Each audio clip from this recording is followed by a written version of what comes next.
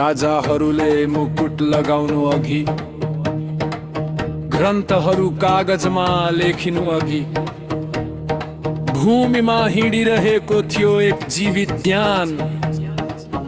हो न, तिब्बतको पहिलो साहस।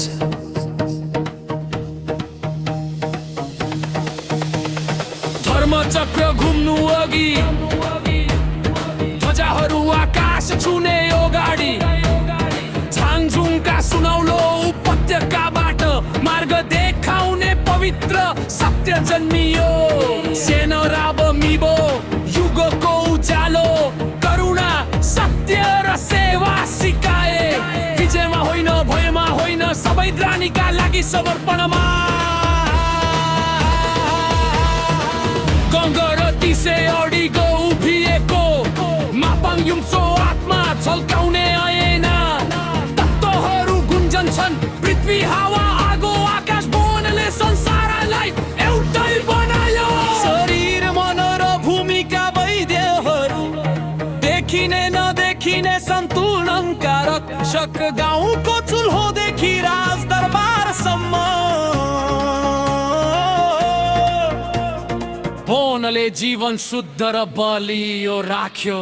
प्रशंसा गर बोनको राचिन मार्ग तिब्बतको जरा। आदर दिन जनताको विश्वास, भूमिको मुटु ज्ञानले डोर्याएको हातमा हात। विश्वास मात्र होइन जीवन स्वयं, प्रार्थनामा श्रममा सुख र पीडामा। हजारौं वर्ष नटुटेको झोला, बोनको विरासत अडिगा रह्यो।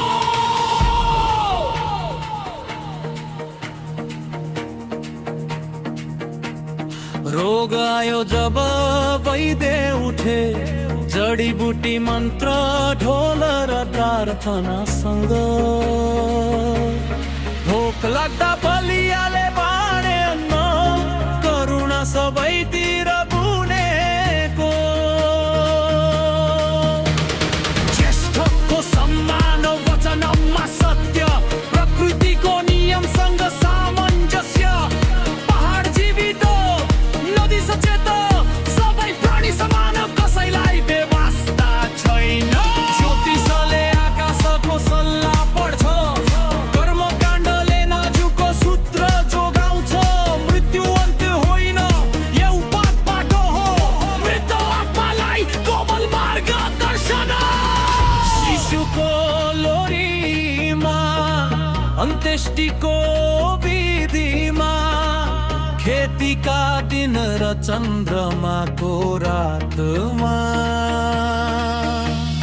छालासँगै लगाइने ताबिजमा, पहिलाइबाट सिकाइने आचरणमा। ढुङ्गामा बन्द छैन, मौन सभा हलमा कैद छैन। बाटोमा हिँड्ने आह्वान सुन्ने, बाँचिने धर्म भनिने मात्र होइन। सम्मान गर बोनको पहिलो साँचो, हिम भूमिको ज्ञान पुरानो तर नयाँ। संस्कृतिको जरा, भूमिको आत्मा, प्राचीन भएर पनि हामी अडिग छौँ।